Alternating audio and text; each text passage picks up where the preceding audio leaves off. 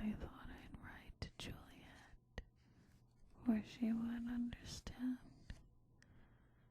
And when someone is already dead, they can no longer let you down. Instead, I find myself talking to you as my oldest friend. Tell me, how can I advise someone that I don't even know to welcome death? For I received a letter that is worth reporting.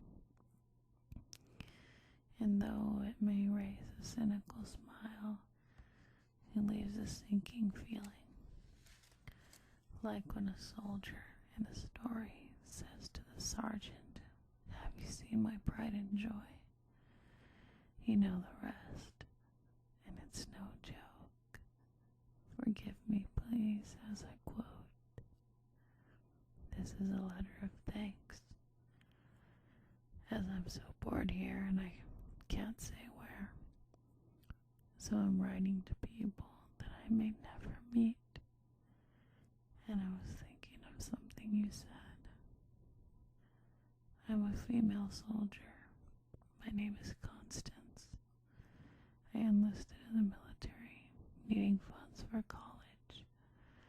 I'm 23 years old, and if I do get home alive, I imagine I may think of this.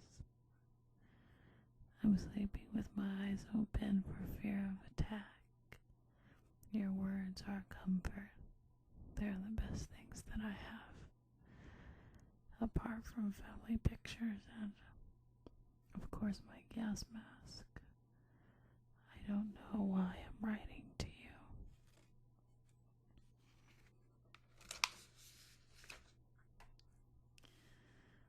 Dear sweet, filthy world, my wife, or whoever reads this, I think that I've lived too long with all of my promise unfulfilled. But there is a veil drawn over all of that.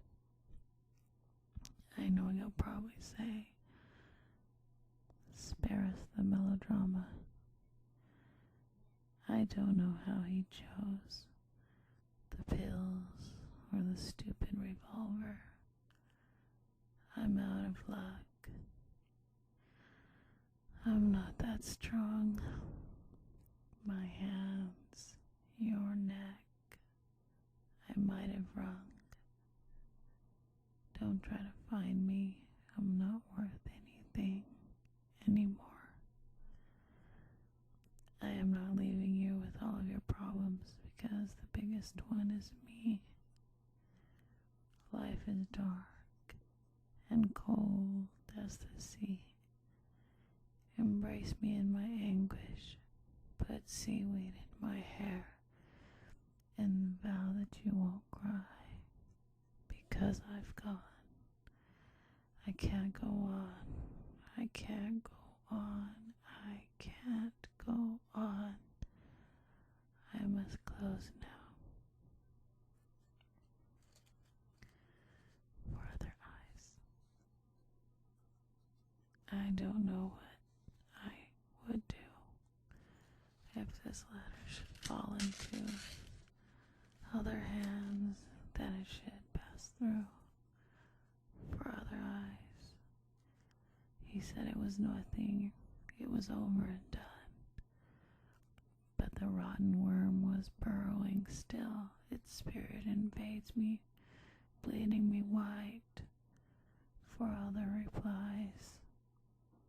I searched his pockets, I searched his eyes, I searched his wallet for clues and lies, and I found a number that I somehow dialed.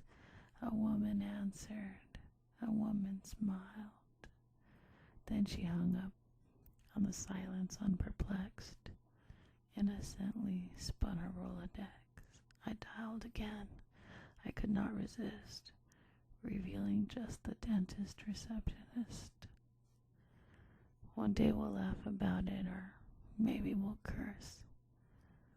But there's one thing that is making it worse, and it's the lack of forgiveness that I can't disguise, no matter how well he lies.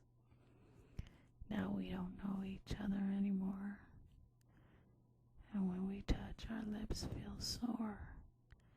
I question the longing left in his eyes for other eyes. I almost had a weakness. Thank you for the flowers. I threw them on the fire, and I burned the photographs that you had enclosed. God, they were ugly children. So you're the little bastard of that brother of mine, trying to trick a poor old woman. Till I almost had a weakness.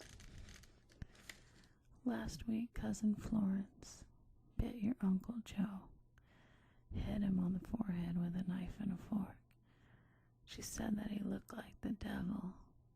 Then she said, "Pass the vinegar. I'm beginning to think that I'm the only one who hasn't taken to the drinking of it, though I almost had a weakness.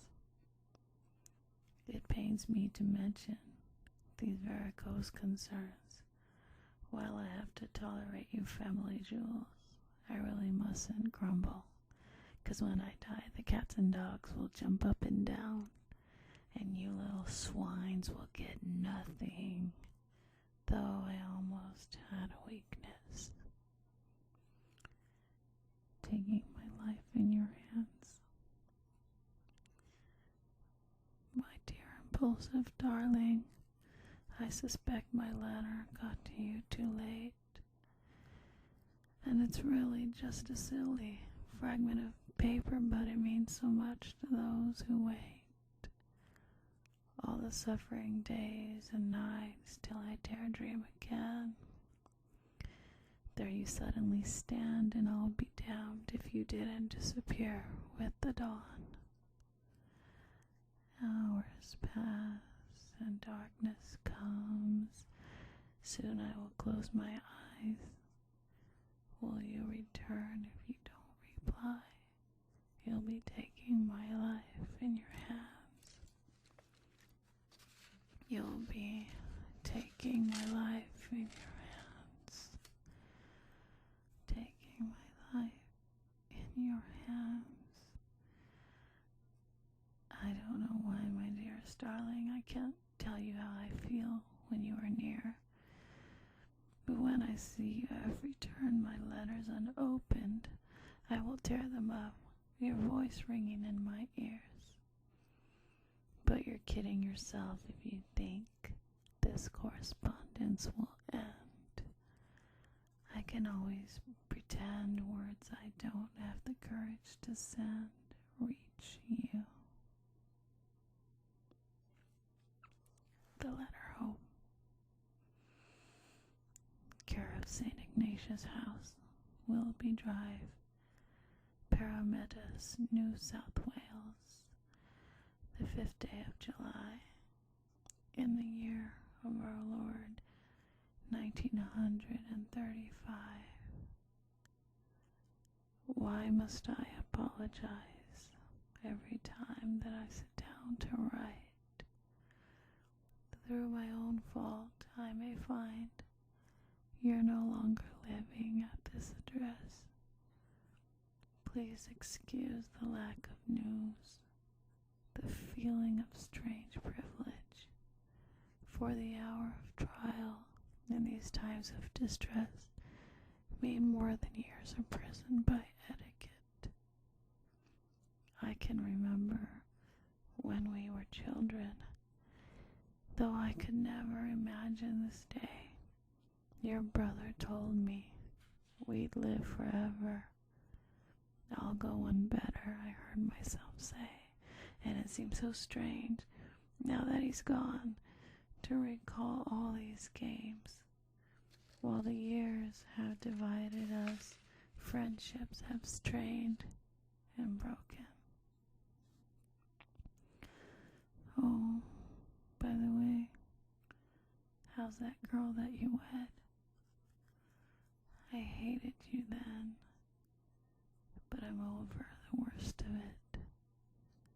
I can't come home. I might as well say, life is short. I shall not write again.